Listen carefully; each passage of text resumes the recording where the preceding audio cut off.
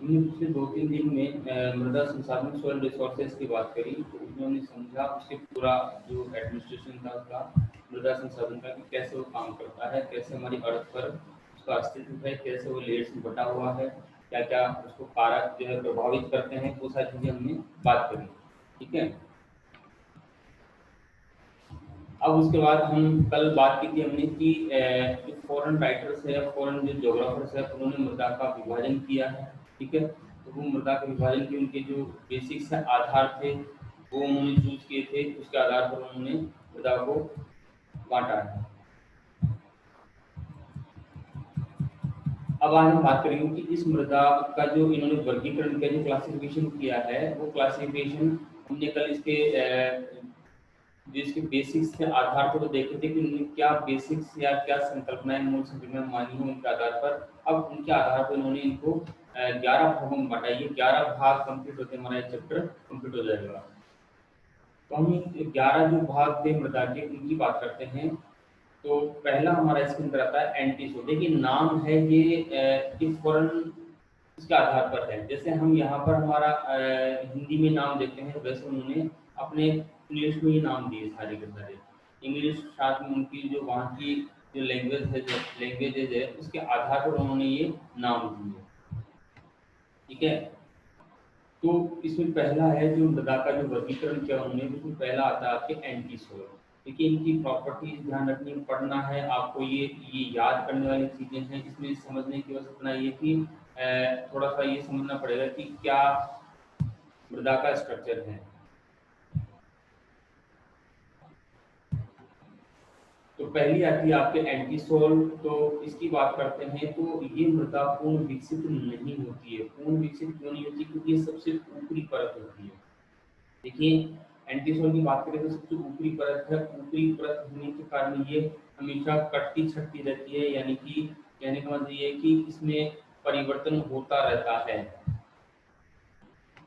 तो ये पूर्ण विकसित मृदा हम उसे कहेंगे जब मृदा के अंदर सारे जो खनिज तत्व मौजूद हों, जब वो फर्टिलाइज हो, तब उसे हम कहेंगे पूर्ण विकसित। ठीक है?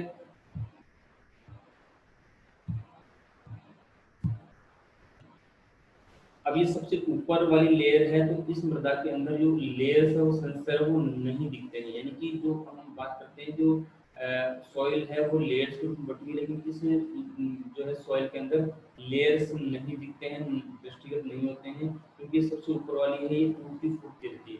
मान लीजिए कहीं पे गड्ढा हो गया, यानी कि वहाँ पे लेयर नष्ट हो गई, कहीं पे ऊंचा उठा हुआ है तो वहाँ पे लेयर बन गई, इस तरीके से टूटे फूटे रूप में रहती है। ठीक है? अब ये एक पतली लेयर के रूप में रहती है, परत के रूप में रहती है। अब यहाँ पर जो आप स्क्रीन पे देख रहे हैं, यहाँ पे मैंने लिखा है सी तथा आर संस्तर। ये सी तथा आर नहीं है, सी तथा बी संस्तर है। ठीक है? तो ये सी और बी संस्तर के ऊपर ऊपर रहती है ये, मतलब उसके ऊपर अध्यारोप रहती है, उसके ऊपर स्थित रहती है। और ये जो लेयर है इसके विकास को जलवायु ज्यादा प्रभावित नहीं कर पाती है, क्योंकि ये जो है, ये जो लेयर है ये कटाव से संबंधित है, इसलिए इसमें क्लाइमेट का इतना रोल नहीं होता है। तो ये पहली ऊपर लेयर है एंटी सॉल्ट। ठीक है? उसके बाद हम आगे बढ़ते हैं। दूसरी आती है हमारे हिस्टोसॉल। ठीक है? हिस्टोसॉल, जब एंटी सॉल के हम थोड़ा नीचे जाएंगे तो हिस्टोसॉल जो है मृदा है, उसमें जैविक मृदा होती है। जैविक मृदा मतलब इसके अंदर जो जीवों के अंश मिले होते हैं।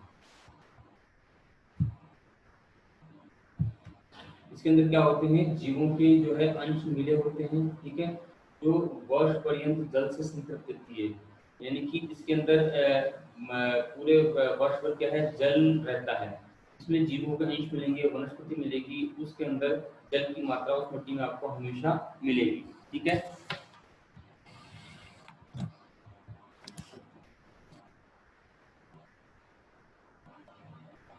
अब हम जो बात करते हैं हमारे इंडियन कल्चर में जो मृदा आती है, उसके अंदर हम पीट या दलदली मृदा की बात करते हैं, तो वो ये वाली मिट्टी है हिस्टोसॉल। यानी मतलब हमारे जो तटीय क्षेत्र में जो कोस्टल एरियाज है इंडिया के, जैसे हम गुजरात की बात करें, कच्छ का रण है, या हम बात करें सुंदरवन के डेल्टा की बात करें, गंगा नदी का जो डेल्टा है उसकी, वहाँ पर ये मृदा मिलती है। तो हिस्टोसॉल मृदा को उससे कंपेयर किया है कि उस मृदा के अंदर क्या होता है, जैविक जो है कण होते हैं, यानी कि जीवों के अस्तित्व होते हैं। ठीक है। उन जीवों के अस्तित्व होने की वजह से ये दलदली पीठ तथा बंजर भूमि को बचा नहीं सकते हैं। यानी मतलब इसके अंदर ये दलदली भूमि होती है, तो जब तक इसके अंदर कोई खाद्य पदार्थ वगैरह या फिर कोई और चीजें नहीं मिल जाए तब तक ये उपजाऊ नहीं होती, या फिर कोई वनस्पति नहीं उगती है तब तक ये उपजाऊ नहीं हो पाती है। ये एक बंजर भूमि के रूप में रहती है। जैसे हम बात करें कि जो दलदली भूमि है उसमें वनस्पति उगती तो है, लेकिन जो पेड़ उगते हैं वो इस तरीके से उगते हैं कि उनकी न तो शाखा का पता लगता है, न उनकी टहनी, उनके जड़ कहाँ है, रूट कहाँ है, उसका पता नहीं लग पाता है। तो हिस्टोफोन मृदा है, इसमें मीथेन गैस के कारण अम्ल की अधिकता मिलती है। या आप जब नेक्स्ट भारत की जो मृदाएं पढ़ेंगे तो उसके अंदर आपकी ये आएगी दलदली मृदा, तो उसके अंदर आपको वहाँ सुनने को मिलेगा कि CH4 यानी कि मीथेन गैस मिले होने के कारण इस मिट्टी में अम्ल की अधिकता होती है। ठीक है, यानी कि अम्लीय मृदा है ये। इसमें जो है पोषक तत्व वो न्यून मात्रा में मिलते हैं। ठीक है, और जलीय प्रवाह सुलभ होने पर इसमें गोभी, गाजर, आलू का अन्य कंदमूल फसलों की सघन कृषि की जाती है। यानी मतलब ये उन फसलों के लिए उपयोगी है जो धरातल के नीचे उगाई जाती है, जैसे गोभी हुई, गाजर हुई, आलू हुई, ये ये रूट फसलें हैं। ठीक है, तो इनको हम जमीन के अंदर ही उगाते हैं, तो ये ऐसी जगह पर उगती है जहाँ पर दलदली भूमि हो। ठीक है, तो ये थी आपकी पहली थी एंटीसोल, दूसरी थी हिस्टोसोल। फिर आती है आपकी वर्टिसोल। देखिए वर्टिसोल जो मृदा है उसमें उसके गठन में 35% मात्रा मृत्तिका, मृत्तिका का मतलब समझिए यहाँ पे जो बिल्कुल बारीक कण होते हैं, मतलब मिट्टी के बिल्कुल बारीक कण होते हैं जो नग्न आंखों से नहीं देखे जाते हैं, उसको बोलते हैं मृत्तिका। हमने फर्स्ट ईयर में पढ़ा था जब वहाँ पर हमने जो अवसाद पढ़े थे समुद्र विज्ञान के अंदर, वहाँ पर मृत्तिका वर्ड आया था। तो मृत्तिका का मतलब बहुत छोटे कण जो हमें नग्न आंखों से नहीं दिखाई देते हैं, हमें उसके लिए टेलीस्कोप से देखना पड़ता है। ठीक है, तो जो वर्टिसोल मृदा है उसके गठन में कितना 35% मृत्तिका, यानी कितना परसेंट जो है बहुत छोटे कण होते हैं। इस कारण ही जो है नमी की कमी आती है, उसमें दरारें पड़ जाती है।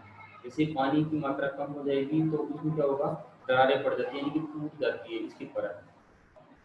तो ये जो वर्टिसोल जो मृदा है ये कहाँ मिलेगी आपको, मध्य तापीय या उष्ण कटिबंधीय जलवायु मिलती है, क्योंकि वहाँ पर आर्द्र जलवायु है, वहाँ पर पानी इसको अच्छी मात्रा में मिल जाता है। तो ये कहाँ मिलती है, मध्य तापीय, यानी कि जहाँ पे तापमान न ज़्यादा न कम, और उष्ण कटिबंध वाला जलवायु क्षेत्र है वहाँ पर मिलती है।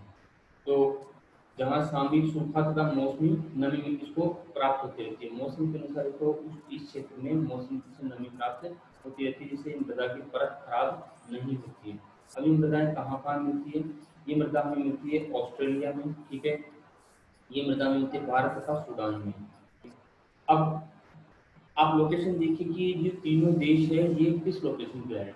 ये उस लोकेशन में है जहाँ पर न तो तापमान अधिक है न तापमान कम है, यानी कि मॉडरेट जो तापमान हम बात करते हैं वो तापमान है। तो उस क्षेत्र में ये तीनों देश आए तो वहाँ पर ये मृदा विकसित हुई, यानी कि ऑस्ट्रेलिया मकर रेखा के पास पड़ता है। ठीक है, भारत सूडान रेखा बीचों बीच से गुजरती है, ये भारत और सूडान के यहाँ से, तो ये वहाँ पर है। ठीक है, तो यहाँ तापमान जो है बिल्कुल मॉडरेट होता है और उष्णकटिबंधीय उसमें क्षेत्र में आती है, तो यहाँ पर ये मृदा मिलती है वर्टिसोल। ठीक है, अब इसके अंदर जो है कैल्शियम तथा मैग्नीशियम की पर्याप्त मात्रा होती है, कि ये जो मृदा है छोटे कण होते हैं, तो कैल्शियम और मैग्नीशियम दोनों की इसके अंदर मात्रा आपको मिलेगी।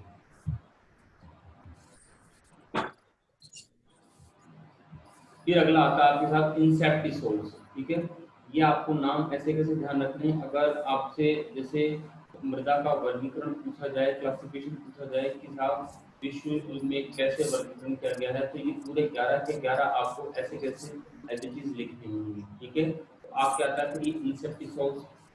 तो इस मृदा की बात करते हैं, इसमें संस्कर यानी कि लेयर्स का विकास मिलता है, यानी कि ये इंसेप्टिसोल जो मृदा है, सॉइल है, ये लेयर्स के रूप में आपको मिलेगी। इसका जो रंग होता है वो लाल रंग होता है, जिसमें मृत्तिका का अभाव।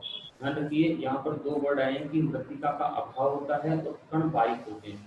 कण बारीक होते हैं, इतने बारीक नहीं होते कि वो मृत्तिका हो, मृत्तिका मतलब बिल्कुल बारीक कण दिखाई न दे, लेकिन कण छोटे होते हैं यानी कि बारीक होते हैं। ठीक है, और ये जो मृदा है इंसेप्टिसोल, ये कहाँ मिलती है आपको, ये मृदा आपको मिलेगी आर्द्र जलवायु प्रदेश में, यानी कि जहाँ पर ह्यूमिडिटी वाला क्लाइमेट है, जहाँ पर ह्यूमिड एरिया है, उन एरियाज के अंदर आपको ये मृदा मिलेगी।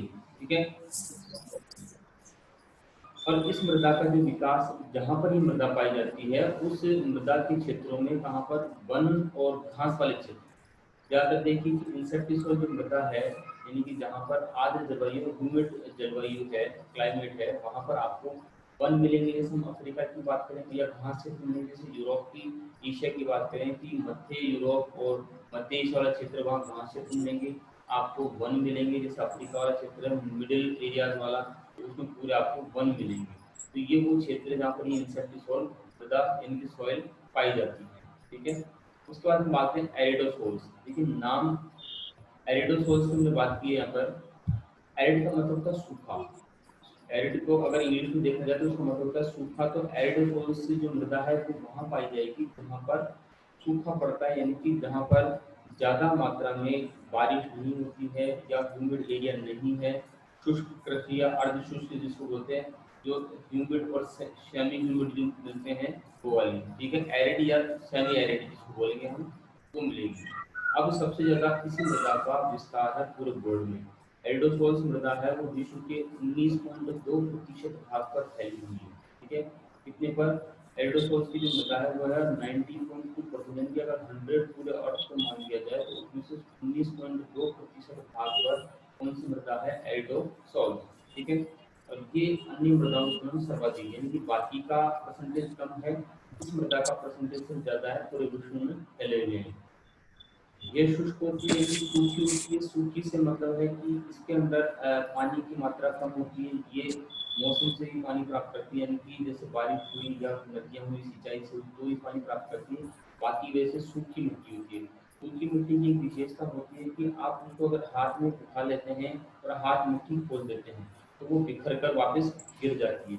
जबकि जो ह्यूमिड जो सॉइल होती है, यानी कि आर्द्रता लिए हुए जिसमें पानी की मात्रा होती है, उस मिट्टी को आप हाथ में उठाएंगे और आप मुट्ठी खींचेंगे तो वो क्या होगी? वो चिपक जाएगी, वो एक जगह इकट्ठी हो जाएगी, वो बिखरेगी नहीं। ये है दोनों में अंतर, शुष्क में और आर्द्र में। जीवांश जो है इसके अंदर नहीं मिलते हैं, एरिडोसोल है, क्योंकि ये खुली मिट्टी है, इनके से कण दूर दूर होते हैं। तो ये खुले होने के कारण इसमें क्या होता है? जीवांश का अभाव होता है, यानी कि जीवों के अंश नहीं मिलते हैं। थोड़ा सा गहराई में जाते हैं तो इस मिट्टी में कार्बोनेट, CaCO3 के जो है पदार्थों का संग्रह मिलता है, यानी कि चूने के जो है इसके अंदर अंश मिलते हैं। थोड़ा सा गहराई में जाएंगे तो इसमें चूने के क्या मिलते हैं? अंश मिलते हैं इस मिट्टी में, एरिडोसोल्स में। तो इसका जो निर्माण है वो शुष्क मरुस्थलीय दशाओं में होता है। ठीक है। यहाँ पर सूखी मरुस्थलीय दशाएं यानी कि पानी का अभाव है, उन क्षेत्रों में इसका विकास होता है। वर्षाधीन क्षेत्रों में न्यून मात्रा में या बहुत कम होती है, वहाँ पर ये मिट्टी पनपती है, बनती है। यानी मतलब शुष्क मिट्टी है, शुष्क रेतीली जो हम बलुई मिट्टी जिसको कहते हैं, हमारे रेगिस्तान में पाई जाती है, वो है ये एरिडोसोल। ठीक है।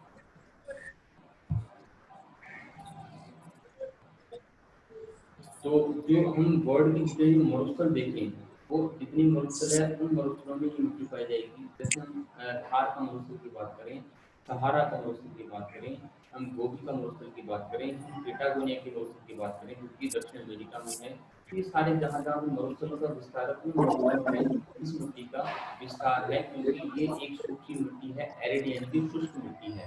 ठीक है। इसमें जो है कैल्शियम, जिप्सम तथा लवणीय खनिजों की पर्याप्त, देखिए उपजाऊ काफी मात्रा में होती है। ये जो मिट्टी है अच्छी मात्रा में उपजाऊ होती है। उसका रीजन ये है क्योंकि इसमें कैल्शियम भी है, इसमें जिप्सम भी है तथा इसमें लवणीय खनिज भी है। तो ये उपजाऊ को बढ़ाते हैं। लेकिन पानी की कमी की वजह से यहाँ पर कृषि कार्य कम हो पाता है। अगर पानी की पर्याप्त सुविधा मिल जाए तो इन क्षेत्रों में मतलब सिंचाई होने के बाद में काफी अच्छी मात्रा में पैदावार की जा सकती है, क्योंकि उपजाऊ होता है। ठीक है। और ये कहाँ-कहाँ है? जैसे हमें अभी हमने मरुस्थल की बात करी, जिसमें सहारा मरुस्थल काफ़ी बड़ा है जो पूरे उत्तरी अफ्रीका को कवर करता है। उसके अलावा हमने बात करी गोबी के रेगिस्तान की, वहाँ भी मिलती है, हमारे थार का मरुस्थल है वहाँ भी ये मिलती है। तो ये है एरिडोसोल्स हमारी अगली मिट्टी। उसके बाद हम अगली बात करते हैं मॉलिसॉल्स। ठीक है। अगली मिट्टी का जो प्रकार आता है वह मॉलिसॉल्स। तो ये मृदा कहाँ मिलेगी? ये मिट्टी आपको मिलेगी सूक्ष्म तापीय, जहाँ पे तापमान कम, टेम्परेचर कम होगा, और उष्ण कटिबंधीय जलवायु वाले क्षेत्रों में। उष्णकटिबंध जो हम ट्रॉपिकल जोन है उसकी बात करेंगे, तो ट्रॉपिकल के अंदर आप देखिए कि जहाँ पर टेम्परेचर कम मिल रहा है उन क्षेत्रों में ये मृदा विकसित होगी। अब ऐसा कैसे हो सकता है कि उष्णकटिबंध है यानी ट्रॉपिकल जोन है वहाँ पर टेम्परेचर कम मिले? देखिए जो ट्रॉपिकल जोन में क्या होता है कि वनस्पति काफी बढ़ जाती है, पेड़ पौधे ऊंचाई तक जाते हैं तो सूर्य के प्रकाश को जमीन में नीचे नहीं पहुंचने देते हैं। तो जब वहाँ पर टेम्परेचर कम मिलता है तो उन टेम्परेचर कम प्राप्त क्षेत्रों में ये मॉलिक्यूल्स जो है मृदा विकसित होती है। ठीक है।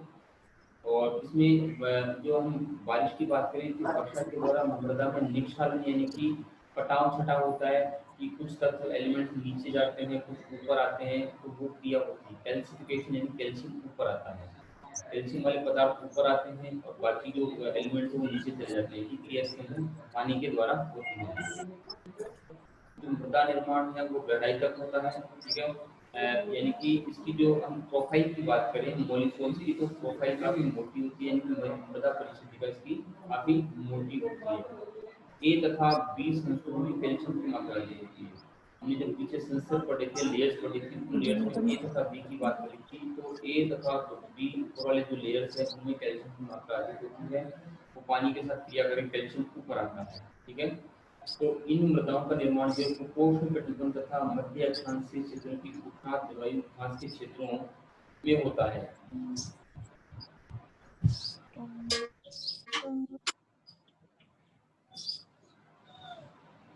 देखिए उपोष्ण कटिबंध यानी कि हमने वर्ड पढ़ा है तो उष्ण कटिबंध, ठीक है, ट्रॉपिकल जोन, एक हमने पढ़ा टेम्परेट रीजन शीतोष्ण, तो दोनों का जो संक्रमण क्षेत्र यानी कि बीच का क्षेत्र उसे कहते हैं उपोष्ण कटिबंध।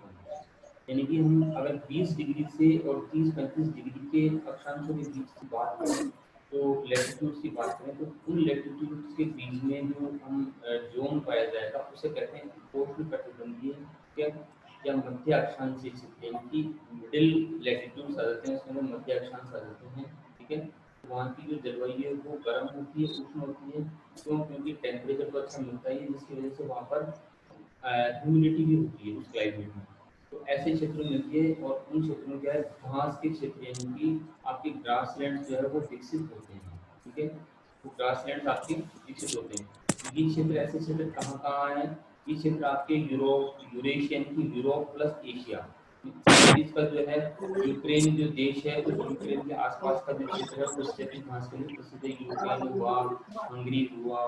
फिर हम बात करें संयुक्त राज्य अमेरिका, संयुक्त राज्य अमेरिका में जो प्रेरी प्रदेश हुआ वो इस क्षेत्र में आता है मॉलिसॉस वाले में। ठीक है। और अमेरिका और कनाडा में प्रेरी, दक्षिण अमेरिका में पंपास वाला यानी कि घास के मैदान वो इसी के अंदर आते हैं। तो ये आपके हुई मॉलिसॉस। उसके बाद हम आगे चलते हैं।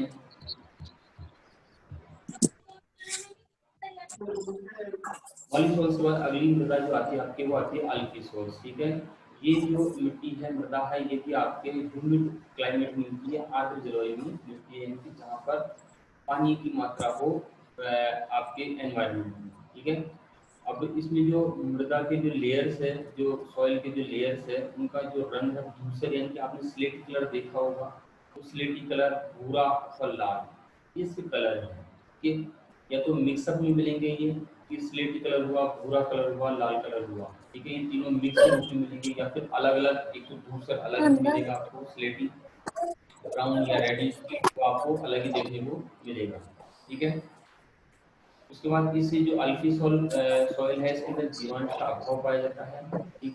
ये जो मृदा है विशेषकर कहाँ पर पाई जाती है? मध्य उत्तरी अमेरिका में। उत्तरी अमेरिका की बात करें तो उसके मध्य वाले भाग में जहाँ प्रेरी प्रदेश बोलते हैं, यूरोप वाला जो है मध्य भाग वो साइबेरिया, मध्य साइबेरिया वाला, साइबेरिया की बात करते हैं, रूस के अंदर ऊपर से नीचे आओगे तो मध्य साइबेरिया वाला भाग। ठीक है। उत्तरी चीन जहाँ पर हांगो नदी है उसके आसपास वाला क्षेत्र उत्तरी चीन। दक्षिणी ऑस्ट्रेलिया, दक्षिणी ऑस्ट्रेलिया का मतलब है जहाँ पर मरे और डार्लिंग दो नदियां हैं, उन दोनों नदियों का जो बेसिन क्षेत्र वहाँ पर। ठीक है। फिर पूर्वी ब्राजील में आपकी अमेजन नदी वाला क्षेत्र है वहाँ पर। ठीक है। पश्चिमी पूर्वी तथा दक्षिणी अफ्रीका, दक्षिण अफ्रीका वाला क्षेत्र आ गया। पूर्वी ऑस्ट्रेलिया, पूर्वी भारत में जैसे असम, मेघालय, नागालैंड ये वाला जो क्षेत्र है वहाँ पर ये मृदा पाई जाएगी अल्फीसोल। ठीक है। अब कृषि की दृष्टि से बात करें हम तो ये एग्रीकल्चर की दृष्टि से ये मृदा क्या होती है? उपजाऊ होती है, फर्टिलाइज होती है। ठीक है। तो अल्पीसोल का जो विशाल क्षेत्र है वो कहाँ कहाँ फैला हुआ है? भूमध्य रेखीय प्रदेश में, भूमध्य रेखा के आसपास वाले क्षेत्रों में फैला हुआ है जहाँ पे नदियाँ बहती है। ठीक है। सहारा व कालाहारी रेगिस्तान, सहारा का जो मरुस्थल आपको पता है वो है आपके अफ्रीका के उत्तरी भाग में। ठीक है। और जो कालाहारी की बात करें, आप अफ्रीका के नीचे की तरफ जाओगे तो दक्षिण अफ्रीका के थोड़ा सा ऊपर जो जिम्बाब्वे के आसपास वाला क्षेत्र है वो है कालाहारी रेगिस्तान वाला मरुस्थल। ठीक है। इन क्षेत्रों में इसका विस्तार है। उसके बाद फिर हम आगे चलते हैं। ये थी आपके अल्पीसोल्स। फिर आती है आपके स्पोडोसोल्स के। ये मिट्टी के नाम है, आपको ऐसे कैसे याद रखने हैं। तो स्पोडोसोल की बात करते हैं कि ये मिट्टी कहाँ मिलेगी आपको? ये मृदा मिलेगी आपको उत्तरी गोलार्ध यानी कि नॉर्थ हेमिस्फीयर जो आपके है उसके अंदर मिलेगी, उसके उत्तरी भाग में, यानी कि नॉर्थ हेमिस्फीयर के भी नॉर्थ पार्ट में आपको ये मिलेगी। और ये जो इसके लेयर्स हैं, ये भी लेयर्स मिलेगी आपको मिट्टी की। ऐसा नहीं कि आपको एक लेयर है, छोटी छोटी लेयर्स मिलेगी। उन लेयर्स में इसका जो रंग है वो धूसर यानी कि आपके स्लेटी कलर का होता है। ठीक है। इसमें इस मिट्टी की जो विशेषता है वो ये है कि इसमें अम्लों की जो है अधिकता होती है, और जहाँ पर अम्ल अधिक होंगे वहाँ पर ध्यान रखिए कि वो मिट्टी अनउपजाऊ होगी यानी कि उपजाऊ के रूप में कम होगा। ठीक है। तो इसमें अम्लों की अधिकता होती है। ठीक है। और इसके अंदर जो पोषक तत्व यानी कि जीवांश की जो कमी पाई जाती है। देखिए नॉर्थ वाला जो रीजन है, हम नॉर्थ वाले रीजन की बात करते हैं। तो नॉर्थ वाले रीजन में जैसे से आप ट्रॉपिकल रीजन से ऊपर की तरफ जाओगे तो वहाँ पर आपके जीवांश यानी कि बायोटिक जो है वो एलिमेंट्स कम होते जाएंगे। ठीक है। बायोटिक एलिमेंट्स कम होंगे और अम्लों की जो अधिकता है वो बढ़ती जाएगी सॉइल्स में। तो वो सारा इससे मिट्टी के अंदर है। अब स्पोडोसोल मृदा की जो क्या है, जल धारण क्षमता भी कम होती है। जल धारण का मतलब होता है,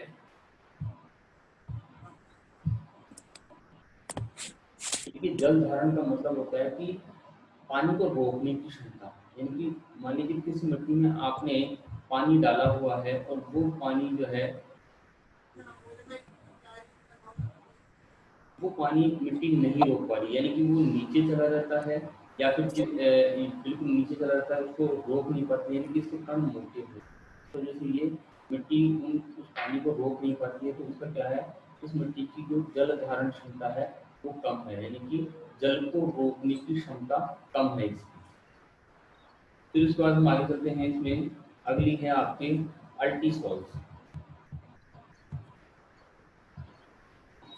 देखिए अल्टीसॉल्स की बात करते हैं तो ये जो मिट्टी है, मृदा है, ये आपको मिलेगी उपोष्ण तथा शुष्कतर उष्णकटिबंधीय जलवायु या मानसून जलवायु की वजह से। जहाँ पर मानसून एक्टिवेट रहता है, यानी कि जहाँ पर मानसून कर्ण शुष्कता, आर्द्रता या उपोष्ण कटिबंध यानी कि संक्रमण एरिया है टेम्परेट और ट्रॉपिकल जोन का, उसकी बात करें वहाँ पर ये अल्टीसॉल मृदा आपको मिलेगी।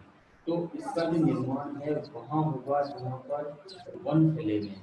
जिन क्षेत्रों में वन फैले हुए हैं वहाँ पर इस मिट्टी का निर्माण होता है। ठीक है। अब इस मिट्टी का जो रंग है, इसकी मिट्टी के लेयर्स का जो रंग है वो मिलेगा आपको पीला भूरा, यानी कि ब्राउनिश कलर होगा, जिसके अंदर थोड़ा सा आपको देखने को मिलेगा कि वो पीला कलर लिए हुए होती है। ठीक है। अब इसकी जो ये अल्टीसोल जो हमारी मृदा है, ये कहाँ मिलेगी? ये सवाना, आपने सूडान के अंदर हमने पढ़ा था कि जब वेजिटेशन पढ़ी थी उसमें, तो सवाना घास का मैदान था, ये वहाँ पर मिलेगी। ठीक है। कि इस मिट्टी में सवाना घास उगती है। तो अल्टीसोल्स की बात करते हैं, इस मिट्टी के अंदर कौन सी घास उगती है? सवाना घास। तो सवाना घास हमारा सूडान में भी है, भारत में भी है, ऑस्ट्रेलिया में भी है, और जैसे दक्षिण अमेरिका में भी है। ये सारे क्षेत्र हैं, इन क्षेत्रों में है। ठीक है। तो अब देखिए मृदा कहाँ कहाँ है। संयुक्त राज्य अमेरिका, जहाँ पे प्रेरित प्रदेश के आसपास वाला क्षेत्र है उसमें मिलेगी आपको ये। ठीक है। उसके बाद हम दक्षिणी चीन वाला क्षेत्र है जहाँ पर यांगटीसी कियांग नदी का मैदान है, वहाँ मिलेगी आपको ये। बोलीविया, ये भी आपके दक्षिण अमेरिका में पड़ेगा। बोलीविया इक्वेडोर के आसपास, ब्राजील इक्वेडोर के आसपास बोलीविया, वहाँ मिलेगी। आप दक्षिणी जो ब्राजील वाला क्षेत्र है जहाँ पर पराना पराग नदियाँ हैं उन क्षेत्रों में मिलेगी ये। ठीक है। फिर हम बात करें पश्चिमी व मध्य अमेरिका का, जो अफ्रीका का जो है पश्चिमी भाग कौन सा? इधर आपके कांगो बेसिन है वो वाला भाग। ठीक है। वो क्षेत्र मिलेगा। और हम भारत की बात करें, भारत, म्यांमार या पूर्वी द्वीप समूह, पूर्वी द्वीप समूह की बात करें तो जो हम ये इंडोनेशिया वाला पार्ट है उस पार्ट में, ठीक है, तथा उत्तरी पूर्वी ऑस्ट्रेलिया। उत्तरी पूर्वी ऑस्ट्रेलिया, आपने कोरल रीफ का नाम सुना है, उस कोरल रीफ के आसपास वाला उत्तर में जो क्षेत्र है उस क्षेत्र में ये आपको मिट्टी देखने को मिलेगी, ठीक है, अल्टीसॉल्स। तो ये थी आपके एक अल्टीसॉल्स मृदा जो आपको कहाँ मिलेगी, ये सारे उसके क्षेत्र हैं जहाँ पर जो मानसूनी क्लाइमेट होती है वहाँ पर ये सारी आपको मिट्टी देखने को मिलेगी। और इस मिट्टी की खास बात यह है कि इस मिट्टी में जो है सवाना वनस्पति उगती है। उसके बाद हम आगे चलते हैं। हमारी जो 10वें नंबर की जो हमारी जो मिट्टी है वो है ऑक्सीसोल्स। ऑक्सीसोल्स है तो ये क्या है कि एक अपक्षयित पुरानी मृदा है, यानी कि अपक्षयित का मतलब होता है कि ये कट छट कर इसका निर्माण हुआ है। अपक्षय का मतलब कि वेदरिंग होता है इंग्लिश में, यानी कि कोई भी मिट्टी है वो कट जाती है, छट जाती है, वहाँ से उसको कोई दूसरे फैक्टर्स है वो वहाँ से काट छाट कर दूसरी जगह जमा कर देते हैं, वो कहलाती है अपक्षय यानी कि वेदरिंग। तो ये पुरानी मृदा होती है, ठीक है। इसमें उष्णकटिबंध क्षेत्र की मृदाएं प्रमुख है कि इसके अंदर कौन सी जोन की मृदाएं आती है, ट्रॉपिकल जोन वाली जो है मिट्टियाँ इसके अंतर्गत आती है। अब इसके अंदर हम बात करें तो इसमें खनिजों का अत्यधिक अपक्षय होता है। अपक्षय का मतलब होता है कि मान लीजिए कोई चट्टान है, कोई मिट्टी है, उसका कटाव होता है, उस कटाव की वजह से उसके खनिज नष्ट हो जाते हैं, नष्ट हो जाते हैं या फिर दूसरी जगह बहकर चले जाते हैं, तो उसे क्या कहा जाता है, खनिजों का अपक्षय, ठीक है। और इसके अंदर जो लोहे के ऑक्साइड है, एल्यूमिनियम है तथा पोलोनाइट्स है, वो अधिक मात्रा में होते हैं। एल्यूमिनियम और ऑक्साइड, हमने जो लेटराइट मृदा की बात करी थी, वो इसके अंदर वो गुण मिलेंगे, यानी कि लोहे के ऑक्साइड्स मिलेंगे, एल्यूमिनियम मिलेंगे। अब जब पानी इसके अंदर भरता है इस मिट्टी के अंदर, तो ये जो तत्व क्या करते हैं कि ऊपर आ जाते हैं, लोहे के ऑक्साइड्स, एल्यूमिनियम। तो इस जो मिट्टी की बात करें तो इस मिट्टी का हल्का लाल रंग होता है, ठीक है। अब इस मिट्टी के अंदर हम बात करें कि दोमट एवं मृत्तिका के कण भी प्रचुर मात्रा में होते हैं। देखिए दोमट और मृत्तिका का फर्क समझिए कि मृत्तिका तो मैंने कहा था कि बिल्कुल छोटे और बारीक कणों को हम मृत्तिका कहते हैं, ठीक है। दोमट का मतलब होता है कि जो कण मोटे होते हैं उनको कहा जाता है दोमट, ठीक है। जो मोटे कण होते हैं उनको दोमट कहा जाता है, और जो बिल्कुल बारीक कण होते हैं उनको मृत्तिका कहा जाता है। तो इनका इसके अंदर दोनों का मिश्रण होता है। जो ऑक्सीसोल्स की बात करें इस मिट्टी के अंदर दोनों का मिक्सअप होता है, दोमट का, मृत्तिका का, जिसकी वजह से ये मतलब की मिट्टी है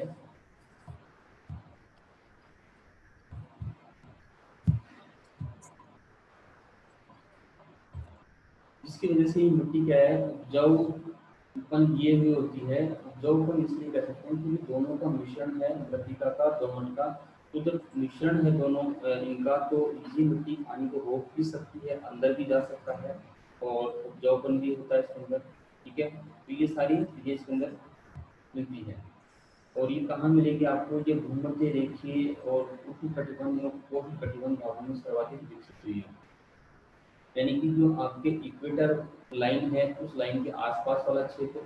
और हम बात करें ट्रॉपिकल जोन, यानी कि 0 डिग्री से 23.5 नॉर्थ एंड साउथ जो लैटिट्यूड्स है उनके बीच में 3.5 डिग्री उष्णकटिबंध में आता है, 0 से 3.5 डिग्री वाला, ठीक है। फिर हम बात करते हैं उपोष्णकटिबंध, यानी कि 20 से और 45 डिग्री के बीच वाला जो भाग है वो आता है उपोष्णकटिबंध वाला। उपोष्णकटिबंध में आता है वो क्षेत्र। तो यानी कि जो टेम्परेट और ट्रॉपिकल का संक्रमण क्षेत्र होती है। अब इस मृदा का जो कलर है वो देखिए, ऑक्सीजन मृदा लाल कलर की, अगर लोहे के ऑक्साइड ज़्यादा है तो लाल कलर की होगी, ठीक है। अगर लोहे के ऑक्साइड नहीं है तो ये पीली तथा पीले भूरे रंग की होती है। तो ये डिपेंड करता है कि उसके अंदर ऑक्साइड कितने हैं। तो अगर लोहे के ऑक्साइड ज़्यादा है तो पानी के साथ क्रिया करके ऊपर आते हैं और मिट्टी का रंग लाल कर देते हैं। और अगर पानी की मात्रा कम है तो लोहे के ऑक्साइड नीचे नीचे रहते हैं, जिसकी वजह से ये मिट्टी पीली तथा पीली भूरे रंग की नजर आती है। तो ये थी हमारी 10वीं जो है ऑक्सीसोल्स मृदा। उसके बाद लास्ट आती है आपके एंडीसोल्स। एंडीसोल्स जो हमने कहा था कि पहले जो इन्होंने वर्गीकरण किया था 75 में, 1938 के अंदर, वो केवल जो 10 मृदाओं का वर्गीकरण किया था। लेकिन जैसे जैसे आगे बढ़े 1975 में यूएसए ने जब इसका वर्गीकरण किया तो इसकी एक मिट्टी और उन्हें ऐसा लगा कि इसे जोड़ना चाहिए, ठीक है। तो 1975 में जब विभाजन किए जा रहे थे मृदा के, तब ये मिट्टी अस्तित्व में आई और 1990 में ये एंडीसोल मृदा इन मृदा के अंदर जोड़ी गई, ठीक है, 1990 में जोड़ी गई। अब इसका जो मूल पदार्थ है क्यों जोड़ी गई कि आपने देखा होगा कि ज्वालामुखी विस्फोट होते हैं उससे जो राख निकलती है, पहले ये नहीं था कि जो पठार बने ज्वालामुखी विस्फोट से पठार बनते हैं तो पठारों की मिट्टी का अवलोकन नहीं किया गया। तो पठारों जो प्लेटिव है उनकी मिट्टी का सॉइल का अवलोकन किया गया तो पता लगा कि साहब ज्वालामुखी विस्फोट से जो राख है ये उसकी वजह से इनका निर्माण हुआ है। इसका मूल पदार्थ क्या है, बेसिक जो एलिमेंट क्या है वो है जो आपके वॉल्केनो की जो राख होती है, ऐश होती है, वो है, ठीक है। अब आपने देखा होगा प्रशांत महासागरीय यानी कि जो पैसिफिक ओशन है उसके चारों तरफ रिंग ऑफ फायर बनता है। रिंग ऑफ फायर इसलिए बनता है क्योंकि वो ऐसा क्षेत्र है, जैसे हम अमेरिका की बात करें तो दोनों अमेरिका है, उनमें उत्तर में तो रॉकीज, नीचे दक्षिण में एंडीज पर्वतमाला है। इधर हम चाइना की बात करें, जापान की बात करें, पूरी पर्वतमाला है, इंडोनेशिया पूरे पर्वतीय क्षेत्र है, ऑस्ट्रेलिया का पूरा पर्वतीय क्षेत्र उसकी है। तो ये सारे माउंटेन्स की वजह से क्या रिंग ऑफ फायर कहलाता है। शांत महासागर पैसिफिक ओशन चारों तरफ से घिरा हुआ नहीं नीचे, वो कहलाता है आपका रिंग ऑफ फायर कहलाता है। तो परी प्रशांत महासागरीय क्षेत्र में स्थित ज्वालामुखी क्षेत्र में इसका सर्वाधिक विकास हुआ है। उसके आसपास वाले क्षेत्र जहाँ पर ज्वालामुखी विस्फोट होते हैं उन ज्वालामुखी विस्फोटों के क्षेत्र में क्या होता है कि ये जो मिट्टी है इसका विकास होता है। अब इस क्षेत्र को जिसमें उनका रिंग ऑफ फायर यानी कि अग्निवृत्त भी कहते हैं, क्योंकि यहाँ ज्वालामुखी विस्फोट होते हैं, विस्फोट की वजह से लावा निकलता है और ऊपर से सैटेलाइट से देखने में लगता है कि एक रिंग बनी हुई है चारों तरफ से जो गोलाकार आकृति में है। अब इनमें जो है हवाई द्वीप जो 50वां राज्य है यूएसए का संयुक्त राज्य अमेरिका का, वो हवाई द्वीप बनेगा क्योंकि हवाई द्वीप पर ज़्यादातर जो ज्वालामुखी है वॉल्केनो वहीं पे इरप्ट होते हैं हवाई द्वीप पर, ठीक है। प्रशांत महासागर के बीचों बीच स्थित है ये हवाई द्वीप और ये यूएसए का क्या है कि 50वां जो है स्टेट है, ठीक है।